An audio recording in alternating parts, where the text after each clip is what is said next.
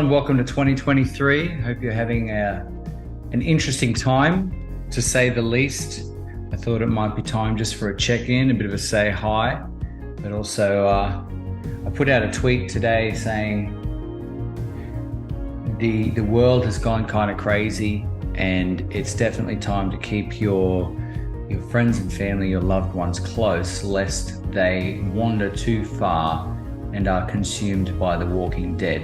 And what I'm talking about is the way that the powers that be seem intent on baiting us and our families into destructive beliefs and behaviors. And so to that end, I wanted to watch a movie with my kid the other day, and I put on How to Train Your Dragon -- 2.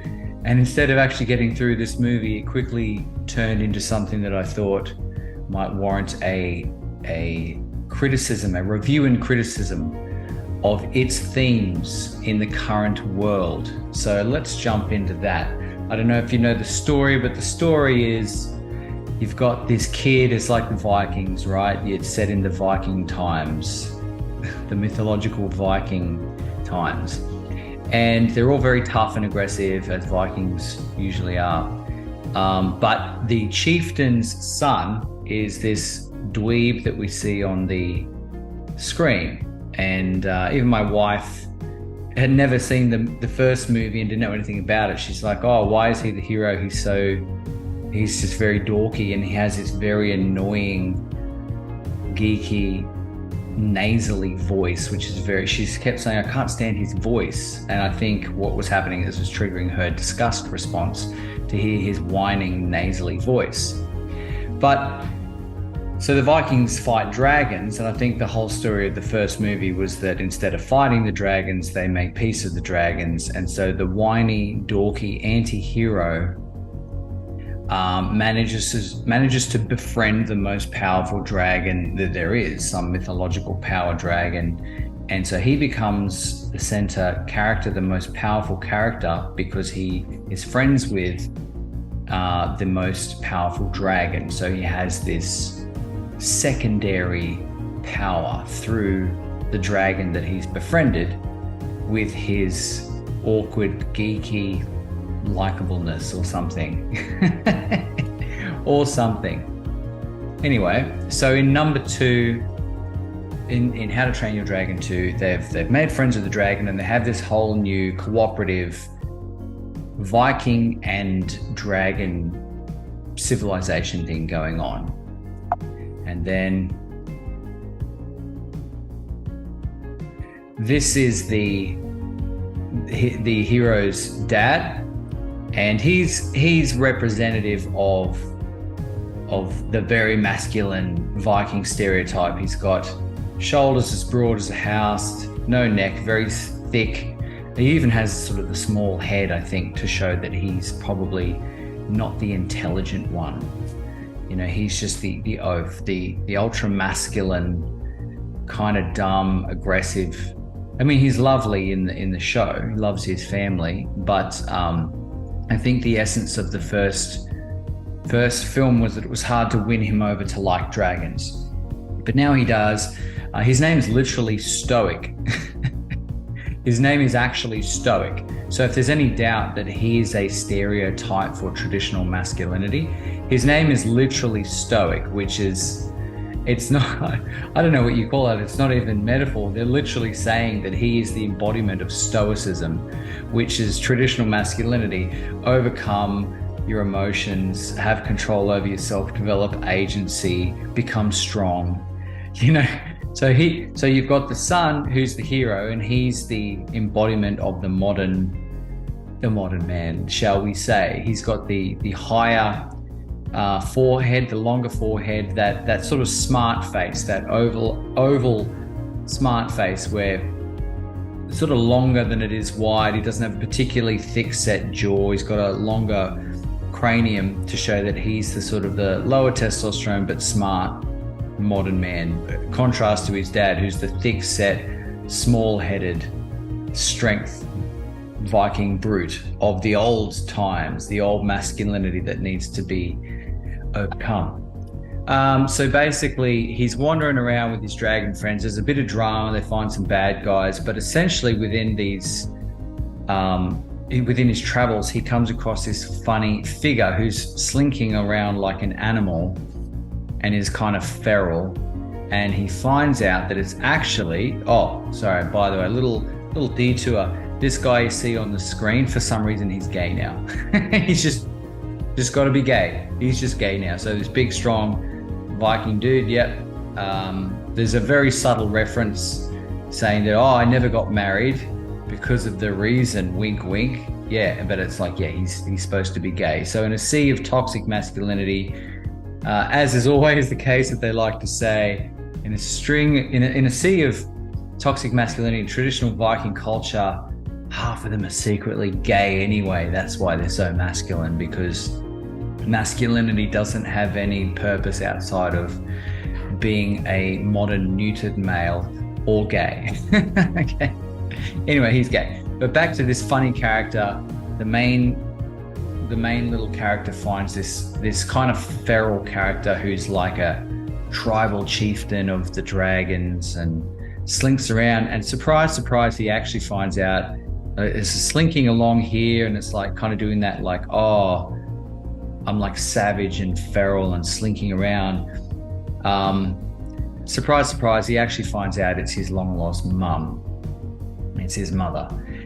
And so this becomes the central kind of theme of this movie, in that she has been away his whole adult life. She left as a baby.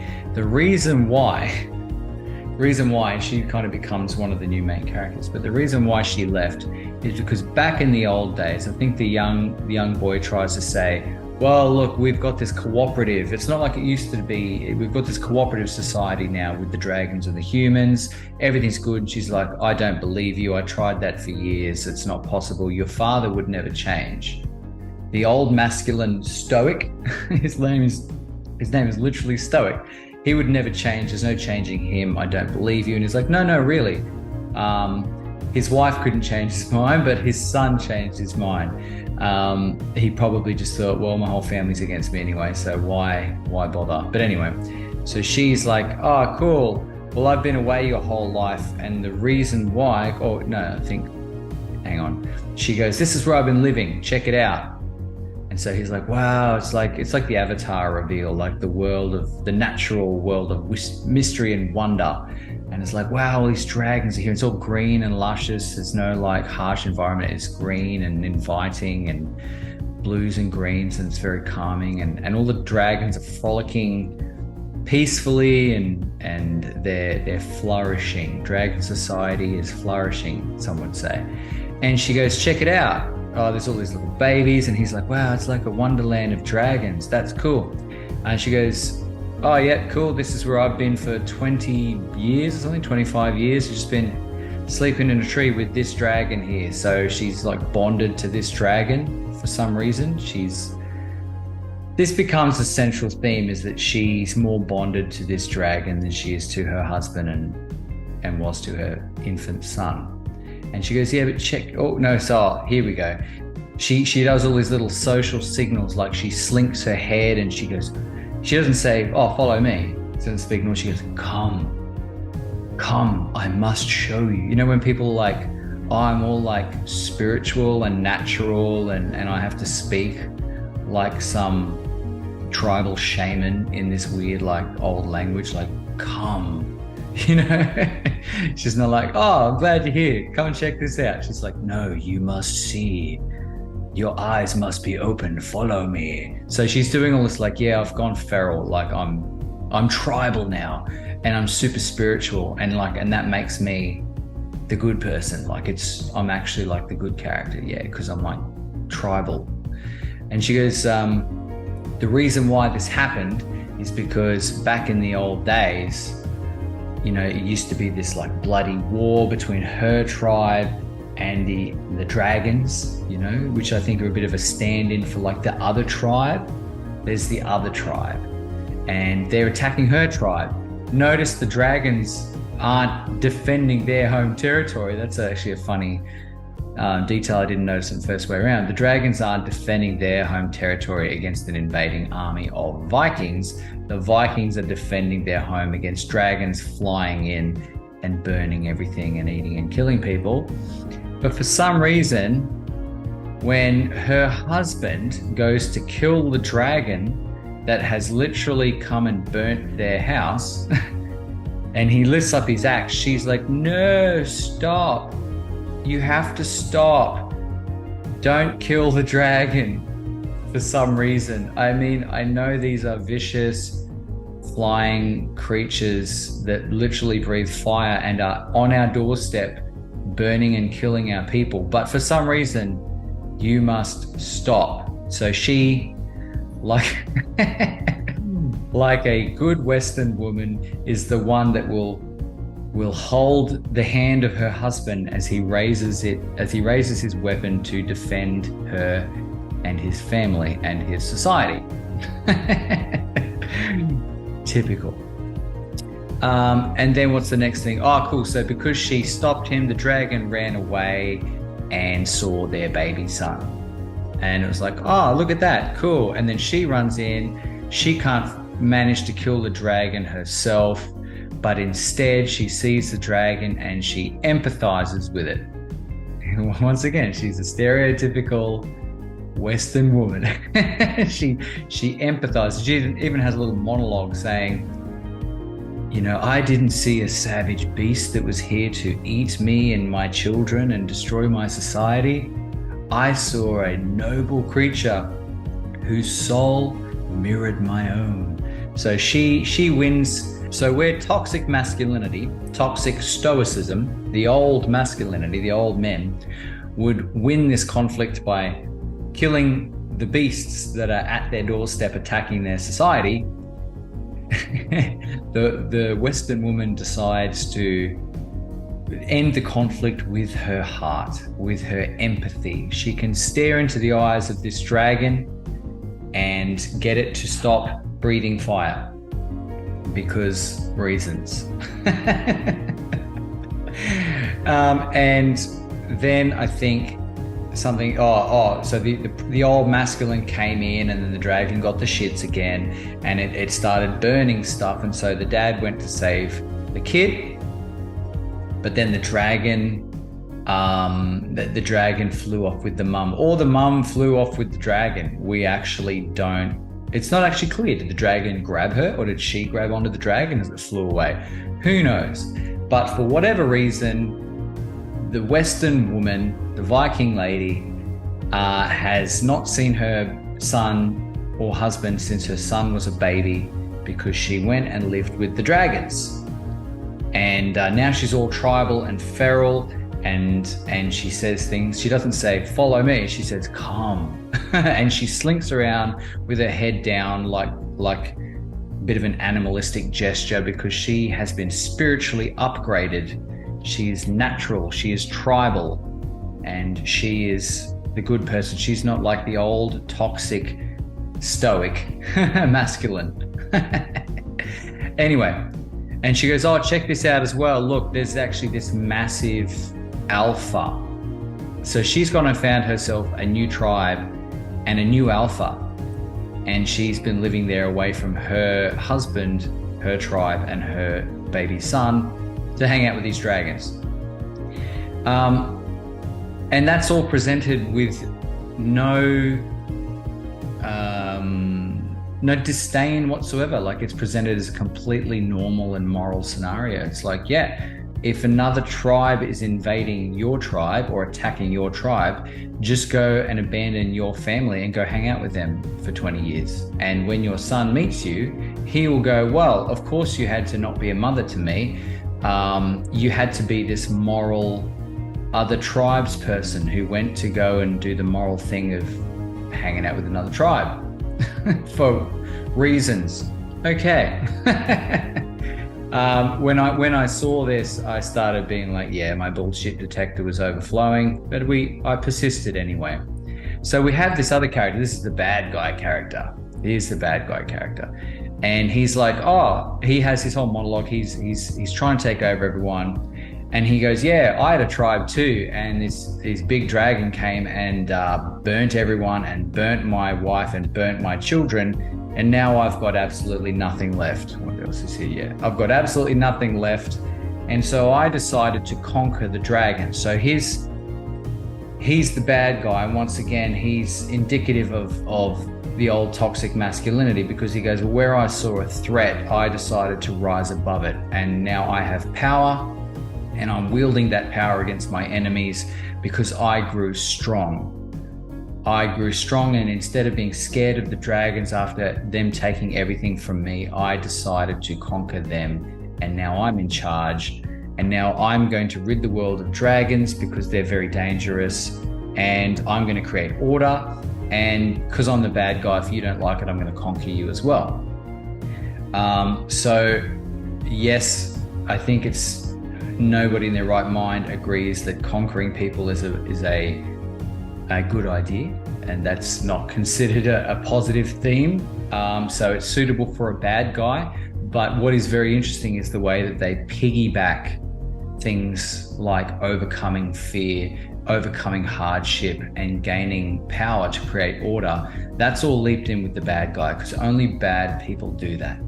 When you are in danger, what you should actually do is try and befriend the thing that's putting you and your family in danger and run off with them. I think that's what the movie is saying is the more positive theme there. What you definitely should not do is when something threatens you and kills your family, you shouldn't conquer it in return because only very dark people with grey colouring and aggressive scars and whose souls, they're the visual representation of a soul that's been contorted beyond all humanity. Only people like that think of conquering danger instead of befriending it. And of course, so he's attacking and the dad comes in. The dad's still a good guy, even though he's still the old masculine. His name is literally Stoic after all, but he's still a good guy. After all, he did let the dragons into society.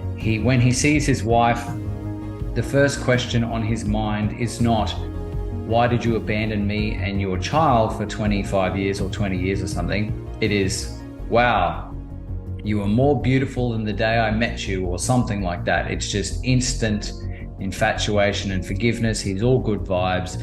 There's no judging from the good guy masculine. Only the bad guy masculine ever judges and would say something like, where have you been for 20 years? Anyway, so poor old Stoic's here, he gets involved, but the bad guy's like, yeah, well, guess what? I've got my own alpha dragon because, like I said, I conquered the dragons. And so you have this showdown, where's this here, between the good old masculine Stoic and the bad contorted evil masculine, and then the two alphas that they command. And his alpha kills the other alpha because it's more aggressive. And he's like, yeah, great, now I can ban blah, blah, blah.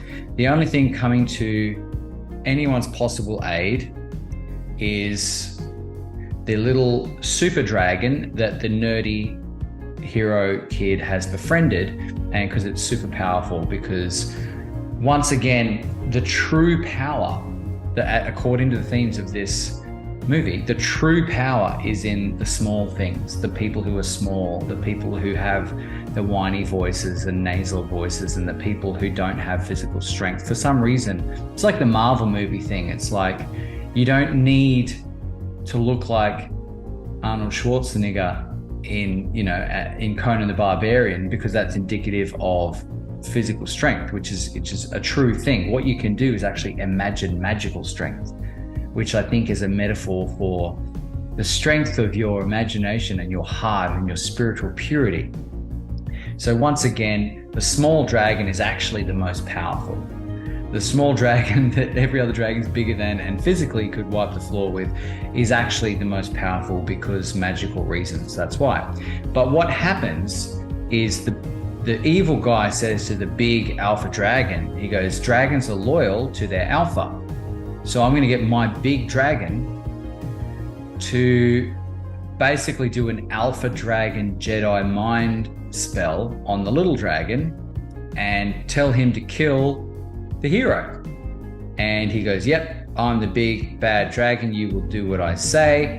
And then he goes, yep, go get him. And then the little dragon becomes spellbound.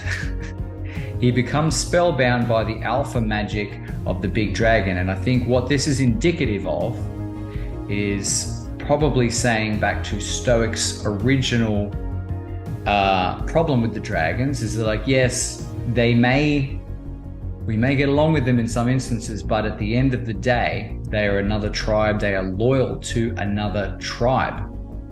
And when push comes to shove, that's where their loyalty will lie. And also too, it is quite telling that the dragons seem to have much less problem with the other tribes' women and children than they do with the other tribes' men, because it's usually the men that need to defend the tribe. And so they go, well, yeah, the woman's not a threat, we'll take her, she's welcome. But the men of the other tribe, they've got to go. And so I think according to Stoics' original hesitation with integrating dragons, the little super powerful, most powerful dragon ever does get brainwashed by the evil alpha, and he goes under the spell. And yes, he ends up going to attack the hero, and he's helpless to stop himself because, you know, in a kid's movie, he's just under a spell. But I think it's indicative of the real life of saying that ultimately his loyalty lies elsewhere when push comes to shove. And then so he actually attacks the hero, but Stoic, the old masculine, jumps in the way, takes the hit, and dies. So funnily enough, I think poor old Stoic there would have had a problem with dragons originally, but his wife left to hang out with the dragon tribe, and then his son grew up to undermine him as well and go hang out with the dragon tribe. So he probably went, okay, well, my whole family's against me. They love these dragons. They love the other tribe. I'll just get on board with it. But ironically, Stoic's concerns were proven to be true because he ended up being killed by a dragon.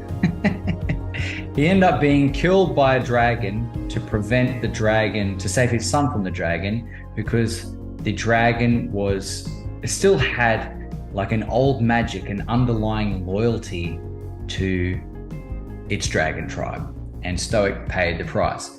And everyone's sad, that's terrible, but I find it incredible that they can tell these stories with such a lack of self-awareness of how it looks. But then again, that's the whole point with propaganda, is it's going to say, this is what happens. You know, like if you think about the Rotherham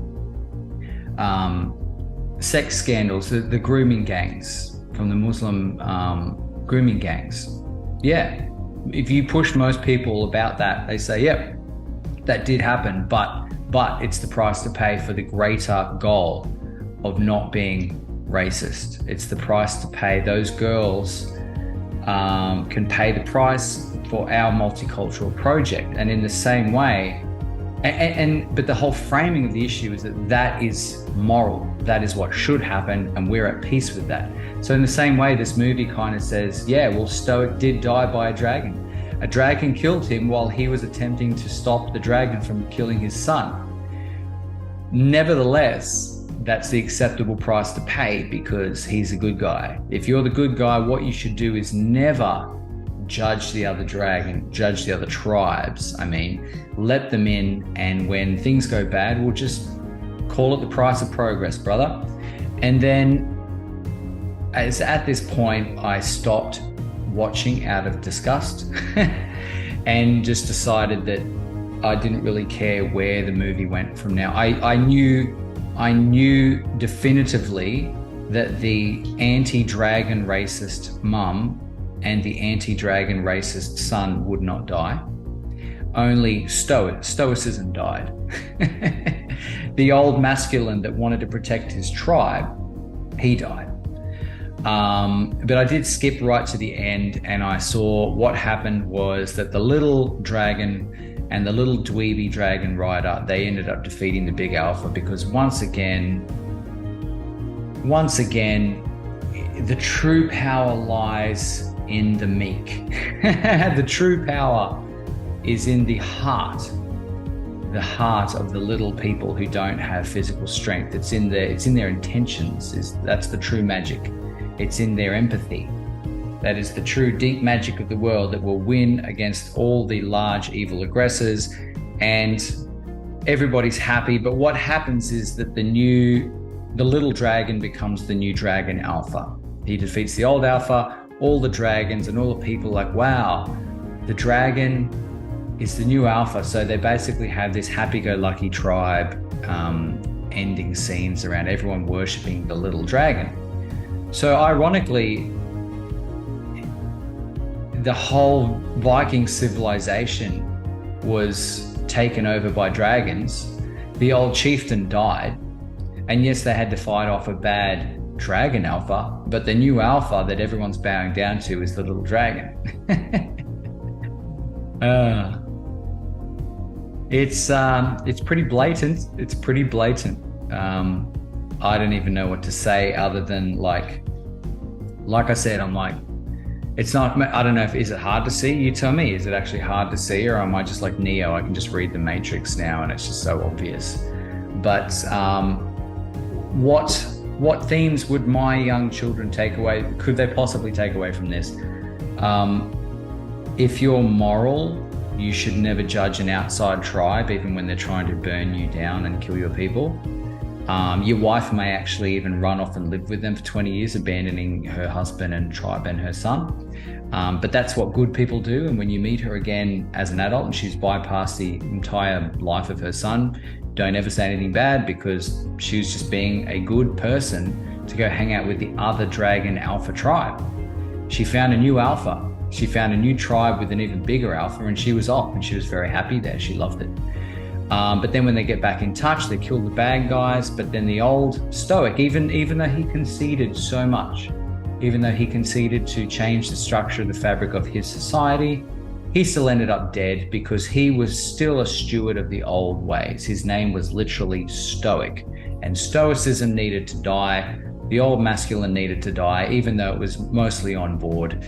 He was still a casualty, and he died because the dragons ultimately have deep magic that ties them back to their own tribes. And instead of that changing, all that happened was that the little dragon became the new alpha. So now all the dragons worship him and all the humans worship him. So